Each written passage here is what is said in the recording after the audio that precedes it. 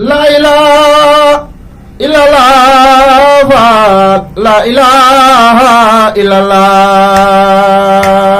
Est-ce que La ilaha illallah la ilaha illallah. ndeysaan La ilaha illallah la ilaha illallah. ci Moodu yaay je ñibbil sa kër baay ngaram nga doon ñaan am nga ko. ndeysaan Mam Aada kase maabo Aada koore mu texe 88 628 50 51 kon ñu jël mbokk moom nekk ci ligne bi salaamaaleykum salaamaaleykum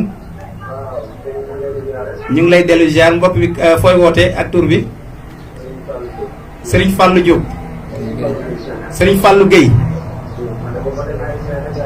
ndeysaan ligne bi waaw daa xaw a naqari xam naa technicien bi moom dina ci bàyyi xel incha allah ñu ngi sant yàlla bu baax a baax a baax dëgg la sëñ Baara Mbuub waaw ndeysaan dëgg la kay ndeysaan macha allah sëñ Baara sëñ Fallou Gueye moomu génn noonu di wax ay kàddu cant ak di seere tamit ak mbaax gi nga xamante ni maanaam wax na ko ci yow ndax dañuy wax ne nit buñ nee diw baax na dañuy naan ndax mbokk yee ko wax kon bu ko defee rek mbokk yi 88 628 50 51 kon bu ko defee sëñ Baara dañ lay jox rek nga daal di doxalaat ba ci kanam incha allah. La ilaha illallah la ilaha illallah.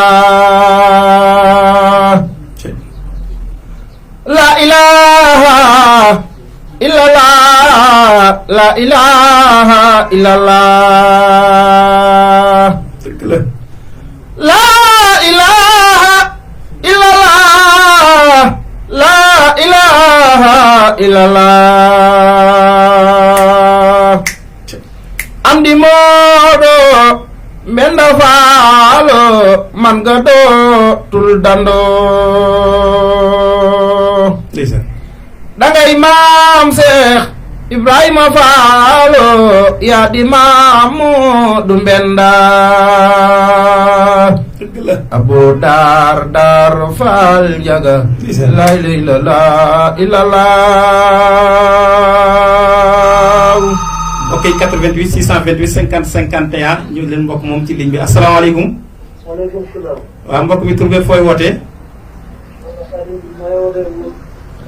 Xaadim Diouf. ndeysaan Mbour ngay woote waaw. ñu ngi lay ziar bu baax sëñ Xaadim.